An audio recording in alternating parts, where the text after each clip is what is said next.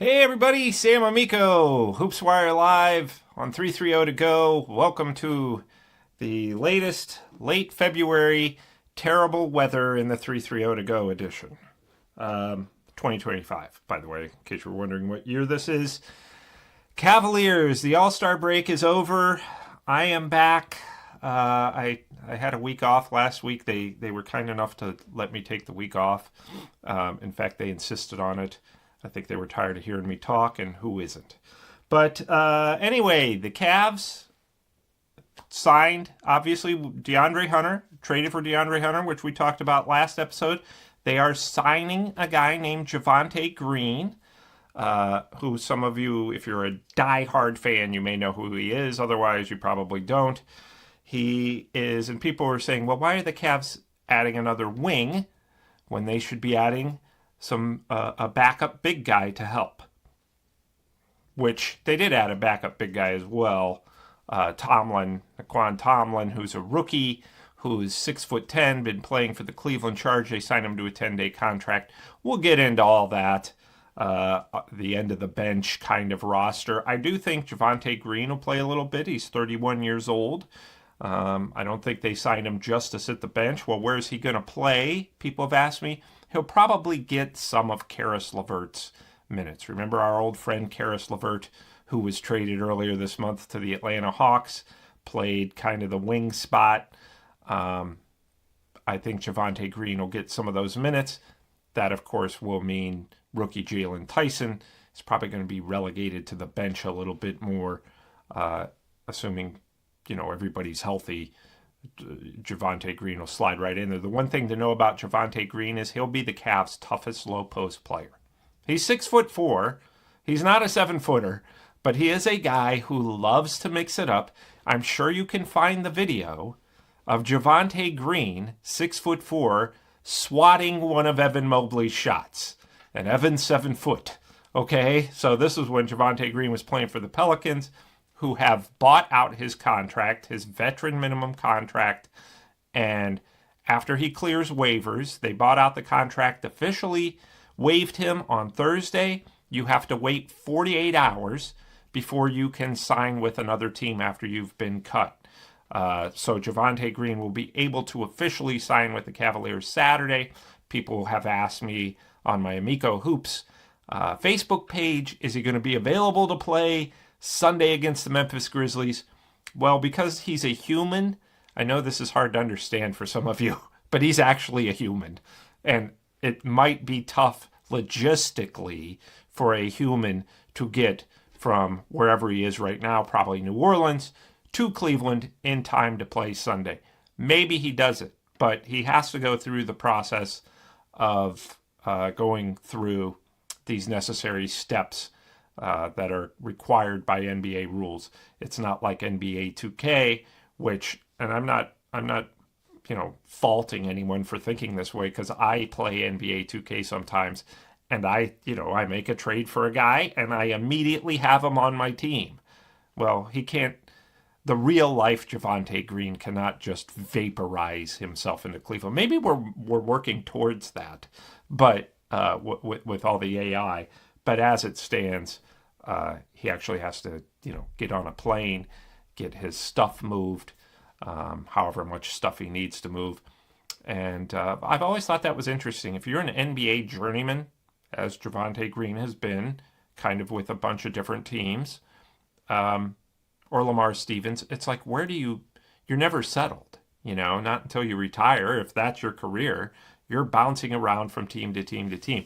I remember a guy named Scottie Hopson, to get totally off topic, who had a cup of coffee with the Cavs, was traded 4 times in a summer. 4 times. And he said every time he'd get to the next city, they informed him he'd been traded again. So I remember I interviewed him about it, and he said, look, man, I'm not complaining. Look at all the free gear I got. That's what I would hope to be traded 30 times. Then you get all the gear from every team, and then you can retire. But Javonte Green, to me, will be an ideal fit. I do think that the Cavs still want to get a big guy. And listen, this big guy's never going to play. Kenny Atkinson's not going to change his rotation from kind of rotating. Obviously, Evan Mobley and Jared Allen start together, but if you watch the rest of the game, those two guys kind of rotate until the end. If it's close, they're both in at the same time again. So one of those two is always going to be on the floor, but they will want to sign another big guy for assurances if Tomlin doesn't work out. He's going to get every opportunity. Been playing with the Charge. He's a rookie. He went undrafted out of the University of Memphis.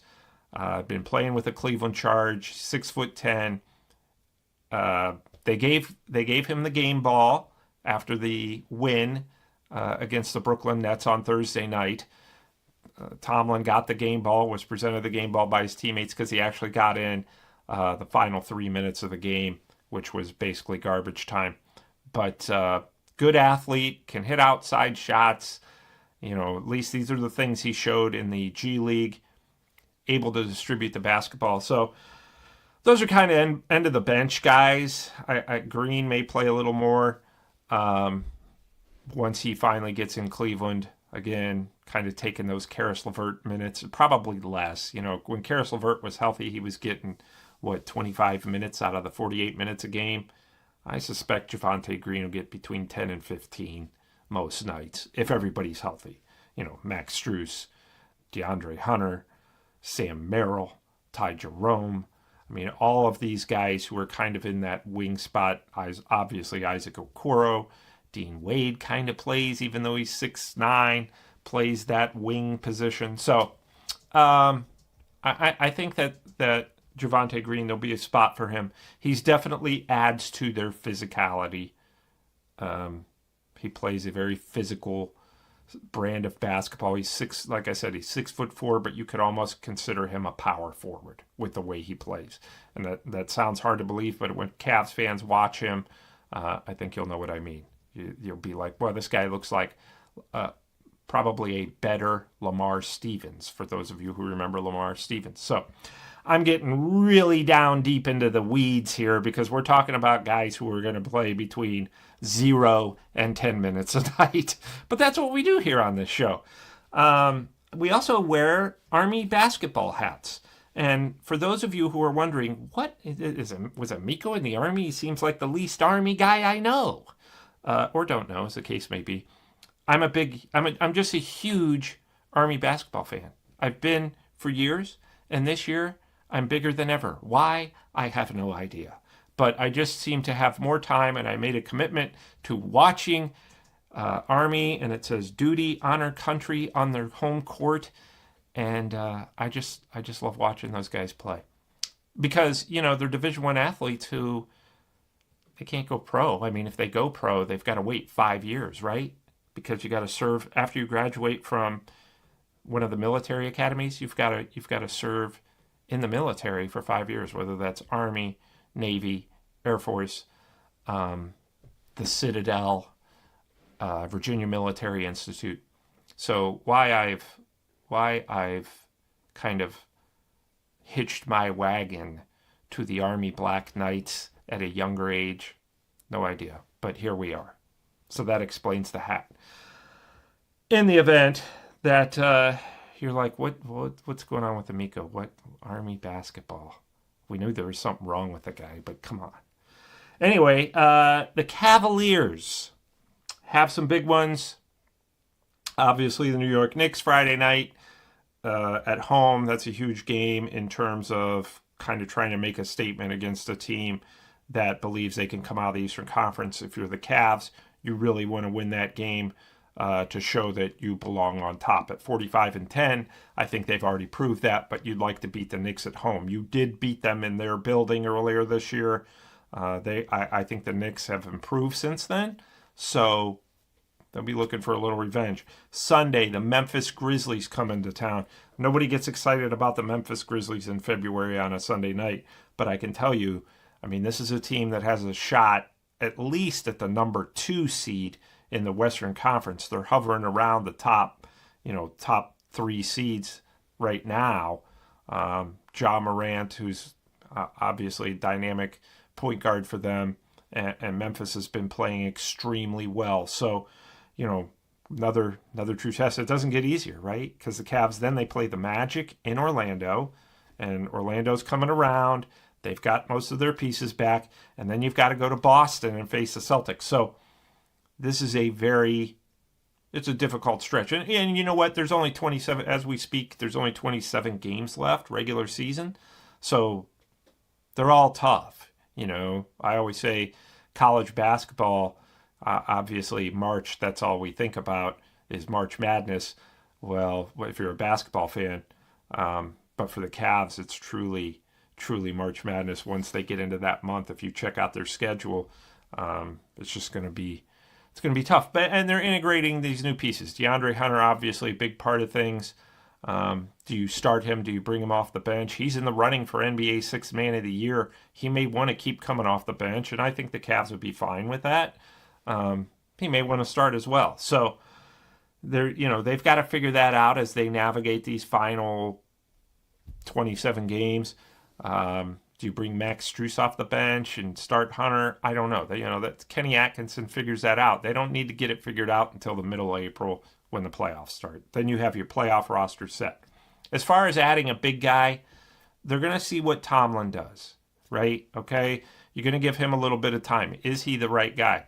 Do you need to bring in a veteran for assurances in the event that, heaven forbid, Jared Allen or Evan Mobley go down for any extended period of time? What do you do then?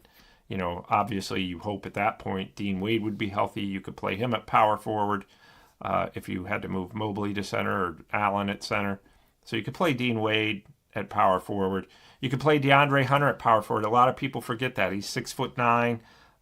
He's got great size. He's very physical. He's used to, I've watched a game when DeAndre Hunter spent a lot of time defending Joel Embiid last season. So, and does an okay job in the post. So I think people are forgetting that, you have Dean Wade, you have DeAndre Hunter, who can really play anywhere from power forward to shooting guard.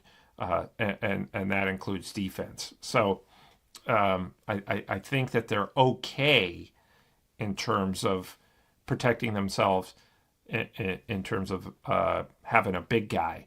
But you may need to add another big guy for assurances, and they know that. That's why they're auditioning Tomlin, and after his 10-day contract expires, they could end up signing somebody else to a 10-day contract or re-signing him to another one. Obviously, the playoff roster, I think it's April 15th, the last day of the regular season. That's when you have to have 15 guys. But the Cavs have met the 14-man threshold. Believe it or not, they were under this threshold. They only had 13 players on the roster, if you exclude the two-way players who don't count. But they only had 13 guys on the roster. You have to have 14. They had to have 14 by February 20th, which is what they got to by signing Tomlin to the 10-day contract. And now picking up Green, they'll have 15 guys, but they'll have some flexibility there. So, end of the bench stuff. You really have to be a diehard fan. I get a lot of comments on my Amico Hoops Facebook page of, why aren't the Cavs signing a big guy? What are they doing? I'm like, they're 45-10. Can you trust the front office for 5 minutes? They went into Brooklyn and on Thursday night, and yeah, the Nets are 20-35, I think, but they play super hard. They're super physical, and I loved Kenny Atkinson's comments after the game. He said, we sure weren't anything special tonight, but you know what? The Cavs ended up winning in a blowout, and he's right. It wasn't a great performance, but the Nets had a lot to do with that. So I think that this Cavs team is finding ways to win, even on their, didn't have their best night against the Nets. They haven't played well against the Nets at all this year, but they keep beating them. So that's all anybody's going to look at, 45-10. People are worried about, well, they got to add another big guy. Why? They have until the middle of April. Let's just relax. Enjoy. That's what I keep trying to tell everybody. They're 45-10. Watch the game. Enjoy tonight's moment, tonight's game. Stop thinking about Are they going to be able to beat Boston without another big guy? Stop. You don't have to worry about that till they face Boston in the playoffs. You don't even have to worry about it when they face Boston next week. You're witnessing history here. The Cavs know what they're doing, right? I mean, can we give them that much credit? They've had a historic season. So, I would strongly encourage you to enjoy, because otherwise I get frustrated and have to drink strong drinks. Anyway, where were we? Where was I going with that? I obviously talked about the All-Star break a little bit. I love the pizzazz. People are like, oh, I hate the enter. I love the pizzazz on Saturday night. Love it. Love the music. Love the entertainment. I love the dunk contest, the three-point shootout, and the skills competition, even when Chris Paul and Victor Wembanyama cheat. But and of course the Cavs are skills competition champions for the second time in 3 years, because they won it in 2022 when the All-Star game was in Cleveland as well. So it's Donovan Mitchell, Evan Mobley, Darius Garland, so close in the three-point contest. Eventually won by Tyler Hero of the Heat. And then, of course, Mac McClung, the first consecutive three-time dunk champion. And I love that. I love the Saturday nights. Those should be a celebration of basketball and entertainment. Let them mix. Sunday, I had a positive attitude going in. I'm like, you know what? I'm going to just not have a negative attitude going into the NBA All-Star game, probably for the first time in 20 years. I'm just going to enjoy it and, give it a chance, this tournament format. Well, I got to admit, I was bored out of my mind. I thought the games, I'm just like, I'm trying to enjoy it. I want to enjoy it and not have any, a race. Wash the slate clean of the last 20 years of how bad the All-Star game has been. And I'm going to go in with a great attitude. And I sat there with a great attitude, but bored out of my mind. I'm like, I want to write a story about how this wasn't so bad. Couldn't do it. Afterwards, and I thought that the players played harder, which is, something that with this new games to 40. But the championship game was the worst, because they took like 2 20-minute breaks during the championship game. And I was just like, what are we doing here? We're celebrating TNT, which is fine, inside the NBA.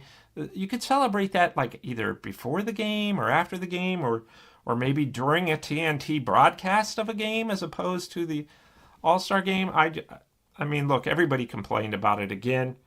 I read that the ratings were the second lowest of all time.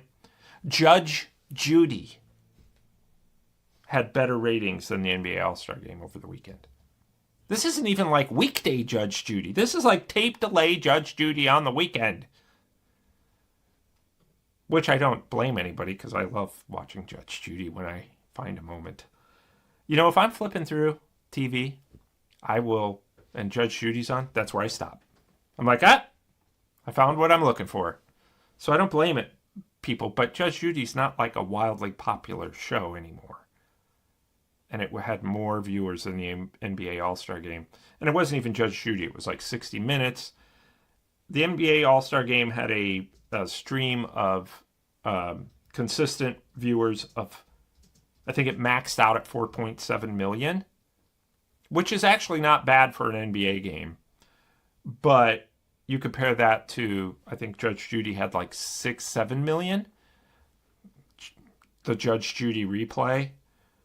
And these, 60 minutes was like at 10 million. So that's bad news for the NBA. Because, you compare it to like the hockey tournament, which was outstanding for their All-Star. That was like, not even like the Olympics. That was more intense than the Olympics. This 4-team All-Star tournament that hockey put together that lasted, 4 or 5 days? Maybe more than that. And I don't follow hockey real closely. I always said I would be a huge hockey fan if it didn't go at the same time as basketball, because I love watching it when I do. And that U.S.-Canada game, even though the United States lost, as the first person or the first news outlet that alerted me of their loss after I watched the game. I actually watched the Cavs, and I was watching this at my good friend John Sable's house from Fox 8. We were watching the Cavs game, and I was writing dribbles as the hockey game. He turned the hockey game on in the background. You know what he said? Because it went to overtime. And he said, Canada always wins these games against the U.S. late in overtime. They always do. Sure enough, they did. I said, you know what, John Sable? I've had enough of you. I'm out of here. By the way, can I have another ice cream sandwich? And he said yes. So I think that the NBA can learn from that. I don't love the idea of U.S. versus world. I've seen that idea floated for the NBA All-Star Game. I like East versus West.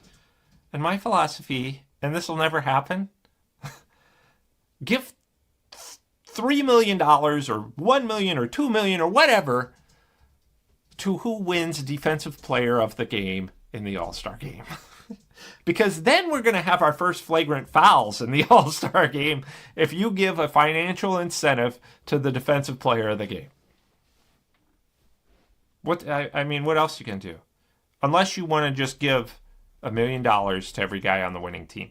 And we don't want the guys in the All-Star Game to go too hard. We don't want them risking injury. But the way when the All-Star Game was at its peak and drawing in millions upon millions of viewers, it was, we're kind of loafing a little bit through the first 3 quarters, which is fine. And then the fourth quarter, they really turn it on. Kobe Bryant, there was Michael Jordan, Bird, Magic. Those guys in the fourth quarter All-Star Game, they were like, fine, if you don't want to play, but I'm going to go hard to the basket, dunk on you, and then talk trash. And that inspired other guys to play hard. So I think that with the way Victor Wembanyama played in the All-Star Game and said, I'm going hard when I'm out there, I think maybe that will kind of be contagious for the rest of the guys moving forward. But I think Adam Silver's doing too many tournaments. I had an NBA GM say the commissioner is obsessed with tournaments. Now we have the NBA in-season tournament, we have the play-in tournament, we have the All-Star Weekend tournament. He's like, it's not doing anything to benefit our ratings or our game. So just play East versus West and figure it out. We don't have to figure it out as fans, but they do. And I think that they'll get it figured out at some point. You don't want to give up All-Star Weekend. I know people are like, just do away with it. I'm like, no, don't go the route of the NFL, which is just ridiculous with their flag football game. That's just silly. The Pro Bowl used to be a real game, no blitzing allowed. That's all. Nobody hit too hard. You're out there to have fun, but you're still playing an actual form of football. And the NBA needs to do that. Go out and have fun and play an actual game of basketball. Kevin Hart, the comedian, got a lot of grief. He's not funny, blah, blah, blah. I think Kevin Hart's funny. I like Kevin Hart. But I understand how people were upset that he was kind of making jokes during the game, that the NBA had him doing jokes during the game, and yet you're asking the players to play serious basketball, but you have a comedian doing play-by-play or making, comments during the game. So I think that was a bust. Not because of Kevin Hart, but I think that was a bust for Adam Silver and the rest of the league. Anyway, so that's the All-Star talk. As far as the Cavs go, tough portion of the schedule. These are the dog days of the season. So this is kind of a bad mix for teams who are contenders. Because the Cavs right now, they're looking at these, once you get to 25 games, you start thinking, just get us to the playoffs. Get us to the playoffs. We're done with these kind of run-of-the-mill regular season games. So don't be surprised if there's a hiccup here or there. I don't think Kenny Atkinson will stand for it because he was ticked off Thursday night after a blowout, what turned into a blowout win over the Nets. He was not happy.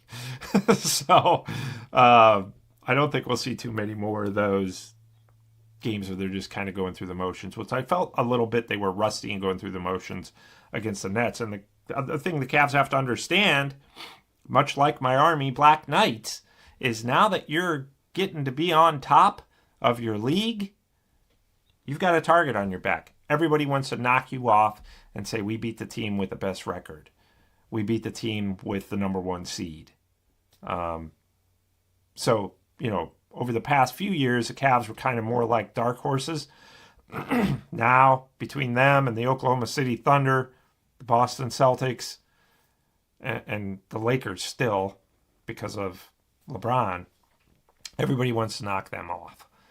And it'll be interesting to see how the Cavs are able to navigate that in the final 25 games. Because really, you want to have some momentum going to the playoffs. You want to keep that number 1 record because you've had it, or number 1 seed because you've had it all year. You don't want to blow it at the end. And Kenny Atkinson stressed 2 things at training camp. Number 1, he said, this team has played their best basketball before the All-Star break. They've gotten in a habit. This group, this core, has played their best basketball before. And he said, and their worst after. And he's like, that has to change. And here we are, after the All-Star break. He's like, they whatever reason, it's just not been, whether it's chemistry, but Donovan Mitchell, Darius Garland, Jared Allen, Evan Mobley, to date, when you look at the last 2 years, have played their best basketball before the All-Star break. Kenny Atkinson pointed that out in training camp. And he said, that can't happen anymore. We've got to put an end to that. So here we are. They're going to put an end to that. That's the plan.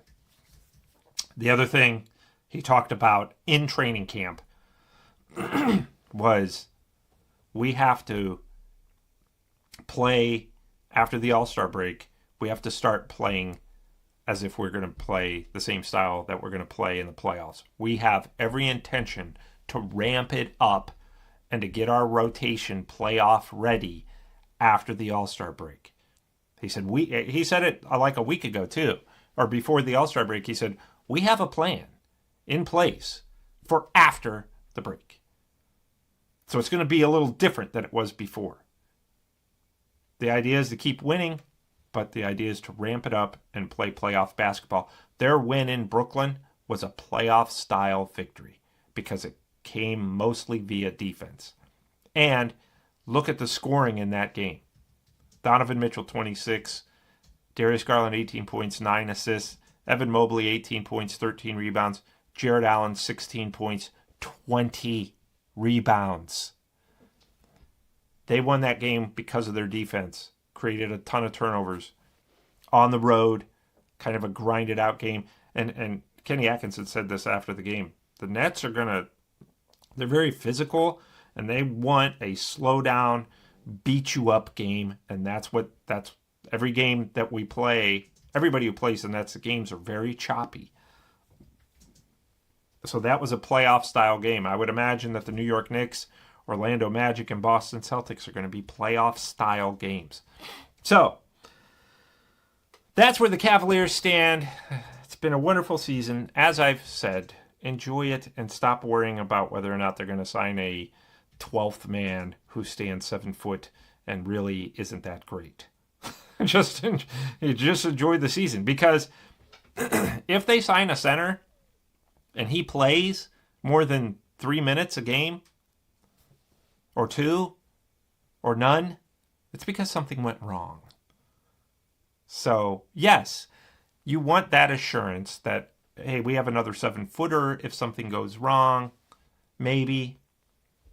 If something goes wrong, you probably just stick Dean Wade or DeAndre Hunter at power forward. That 7-footer's still going to be sitting there if they end up signing him. So, wouldn't worry too much about that.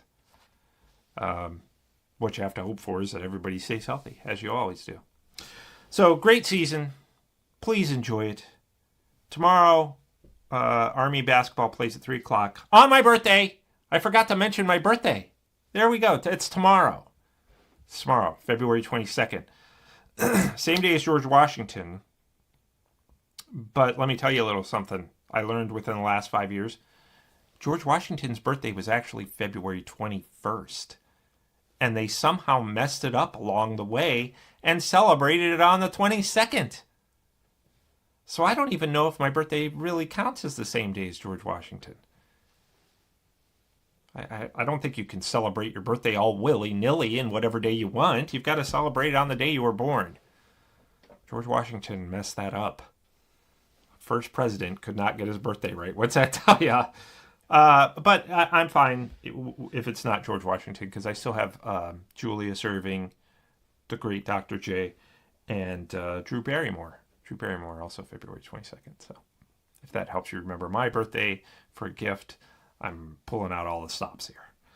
And yeah, so anyway, Army basketball, 3 o'clock versus, I believe, Lafayette at West Point in the event you're interested. If you're not, Cavs, Memphis Grizzlies at home, Orlando Magic, Boston Celtics on the road. Tough week ahead, and we will cover it all right here on 330 to go and HoopsWire Live, hoopswire.com, of course.